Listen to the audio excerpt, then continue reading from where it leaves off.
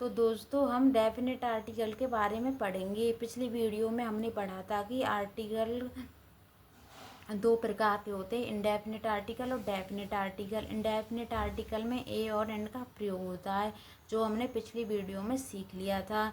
और definite article में दा का प्रयोग होता है। नक्षत्रों, दिशाओं, जहाज, गाड़ियाँ, समुद्र, पहाड़ों, द्वीपों, बांधों, मरुस्थलों, समुद्र, महासागरों, नहरों आदि के नाम से पहले दा का प्रयोग किया जाता है। जैसे कि नक्षत्र the moon, the earth, the sun, दिशा the east, the west, the north, जहाज द टाइटैनिक, समुद्र जैसे कि द ओशियन, द प्रशांत महासागर, द्वीपों, बांधों, मरुस्थलों, द समुद्रों के नाम से, नहरों के नाम से पहले दा का प्रयोग होता है। जैसे कि द अर्थ, द हिमालय, देशों, प्रांतों, धार्मिक ग्रंथों, समाचार पत्रों, पत्रिकाओं, जातियों, संप्रदायों आदि के नाम से पहले भी दा का प्रयोग होता है। The USA, the Gita. Gita हमारी धार्मिक ग्रंथ है। यूएसए किसी कंट्री का नाम है, तो जैसे कि इस सभी के नामों से पहले दा का प्रयोग होता है। वर्कशॉप, कोई वर्कशॉप है, कोई फैक्ट्री है, कोई बैंक है, किसी पार्टी है, कोई संगठन है।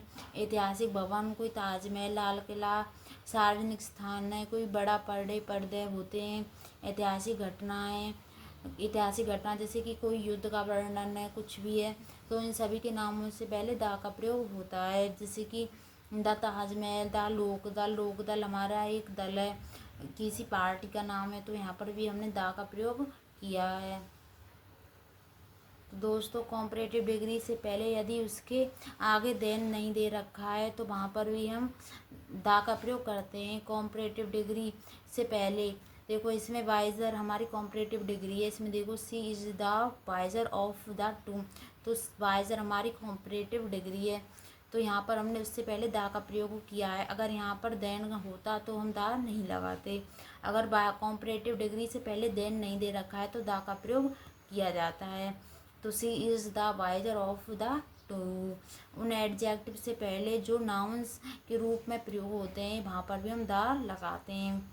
और कोई एडजेक्टिव है तो वो नाउन के रूप में प्रयोग हो रहा है तो वहाँ पर भी हम द लगाते हैं। जैसे कि the poor, the brave, all या बहुत। अगर जैसे कि ऑल वर्ड हो या बहुत वर्ड हो तो वहाँ पर भी हम दा का प्रयोग उसके बाद करते हैं। दा का प्रयोग इनके बाद करते हैं। और हुल और सेम ये वर्ड हो तो इनसे पहले हम दा का प्रयोग किया जाता है। सुपरलेटिव डिग्री हो, यदि सुपरलेटिव डिग्री से पहले यदि किसी एडजेक्टिव को नाउन के बाद लगा दिया जाता है तो वहाँ पर भी हम दा का प्रयोग करते हैं। जैसे कि the poor, both, the girls, Ashok the great. तो दोस्तों इसमें हम दा का प्रयोग किया जाता है। जैसे कि मैंने बताया था कि दा का प्रयोग कहाँ कहाँ होता है, तो मैंने बताया जैसे इनके नामों से पहले नक्षत्र, दिशा, जहाज, गाड़ियाँ, समुद्र, पहाड़, द्वीप, बांध, मरुस्थल, इन सभी से पहले दा का प्रयोग होता है। इन सभी के नामों से पहले भी दा का प्रयोग करते हैं। पत्रिका, जाति है, कोई धार्मिक ग्रंथ है, तो इन सभी से पहले भी दा का प्रयोग होता है। और इसमें क्या था, पार्टी, किसी संगठन, कोई ऐतिहासिक भवन है, बड़े बड़े पद होते हैं, और कोई ऐतिहासिक घटना तो उससे पहले भी दा का प्रयोग होता है। और इसमें चौथे पॉइंट में क्या था, कॉम्परेटिव डिग्री से पहले भी दा का प्रयोग किया जाता है, परंतु कॉम्परेटिव डिग्री से पहले देन नहीं होना चाहिए। एडजेक्टिव जो नाउन्स के रूप में प्रयोग किए जाते हैं तो उनसे पहले भी दा का प्रयोग किया जाता है।